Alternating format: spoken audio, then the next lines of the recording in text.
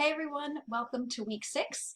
It is Tuesday morning, February 23rd, and I just wanted to say a few things about the work last week and what's happening this week and looking even ahead to next week. So first, I just want to thank everybody who's participating in the discussions.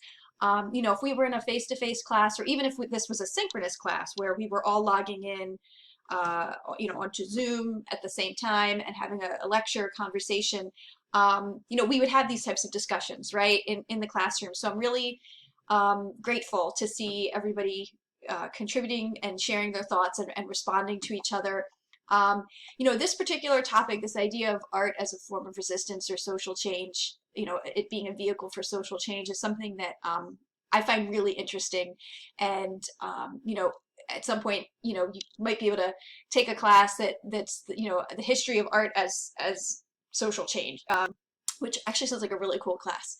But I just wanted to thank again everyone for contributing. I think some standout posts that really kind of dug deep and folks who responded to each other, Leah, Jade, Tyrell, and Akram. I think everyone. I appreciate the comments from everyone, but those maybe stand out as having really exchanging with classmates and making it feel like a conversation. So that's the goal with these discussion boards every week, and they are graded. They are worth 12 points. So basically, it's 6 for your post, 6 for commenting, on a classmate. Essentially, the rubric breaks it down like into more specific categories, but generally speaking, if you get your post up there and it's got some depth to it, some quality there, or quantity, I should say, and then you're responding to someone else with equal depth and quality and quantity. That gets you the 12 points, right? So I know sometimes people get busy. Ideally, you'd get that first post up by like Wednesday or Thursday of each week, and then check back in a couple days later. If you have the app on your phone, you can kind of pop in on your phone, post your response. And videos are fine. I think week 1 we saw a lot of videos, and yeah, week 6 now, I don't know that we've seen a lot of videos. So videos are okay too. Like if anyone would rather just record themselves and upload that, that's totally fine. Or continue writing, that's okay too. So this week, we are getting prepared for the posters, designing posters, right? So again, this, I just kind of say here, like, I think everyone's doing a great job, and I appreciate all the hard work. I'm proud of the hard work that people are putting in to these assignments. So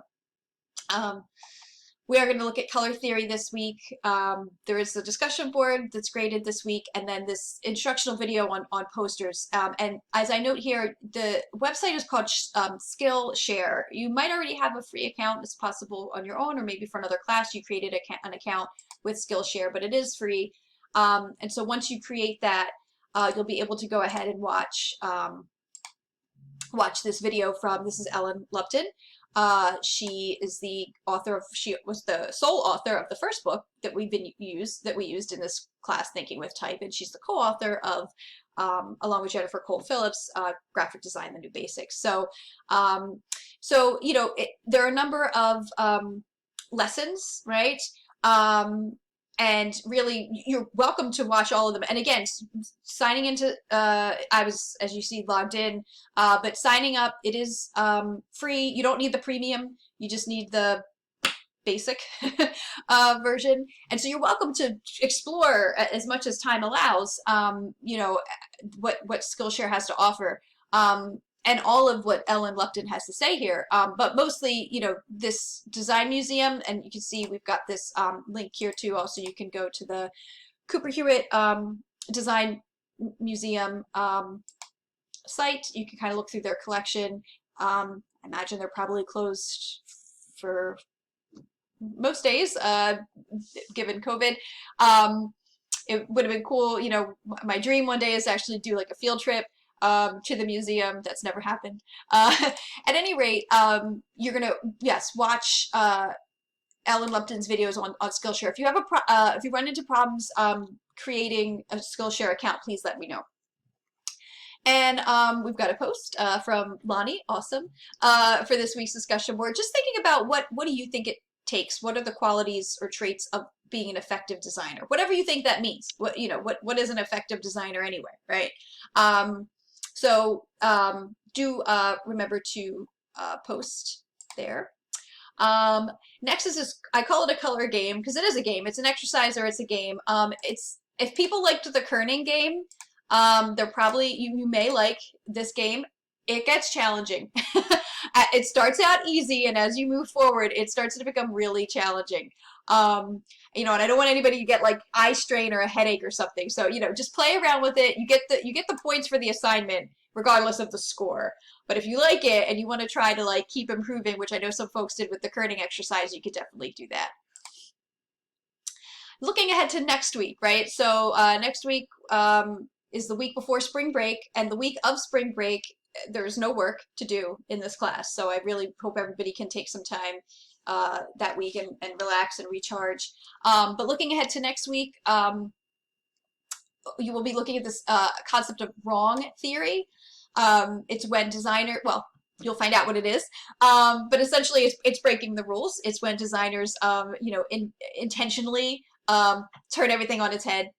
All the rules and conventions of design to sometimes really strong effect. There's a quiz next week. There's a pretty complex color exercise in Illustrator. If you don't have Illustrator yet, if you don't have access to it, it's a good idea to do that, to get that access. The college has provided free, I believe in one of my announcements, let's see here, thought it was an announcement. All right, I'll have to double check where I posted that.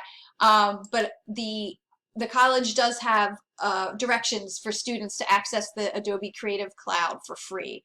For the color exercise here, again, which is not due until next week, it takes some time. You can't do it in Word. Word just doesn't have the capability to do this assignment.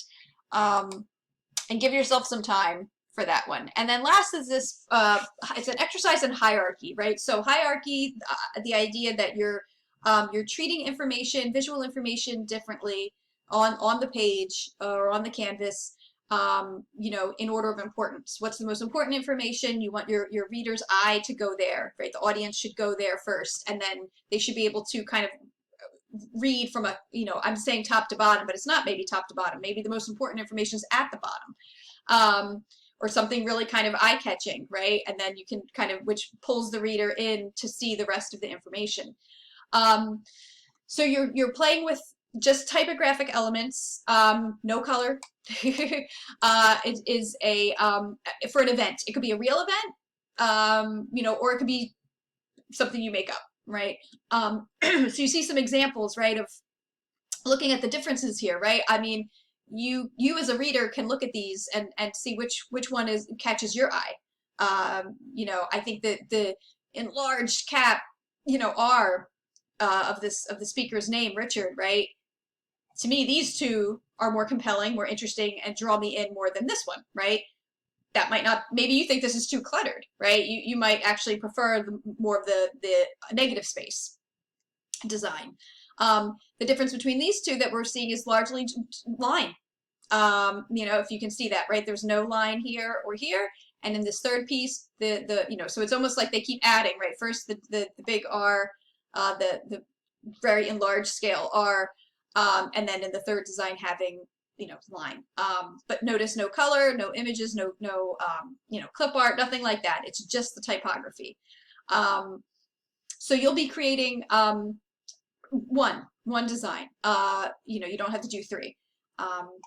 Okay. And then there's some further examples. This one does have color, but again, you're not using color. Do not use color. So that's next week, right? So that basically takes us through this week and next week.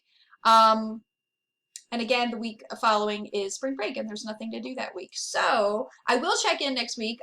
Please note, I do not have office hours tomorrow, Wednesday, the 24th. I will be at a conference for most of the day.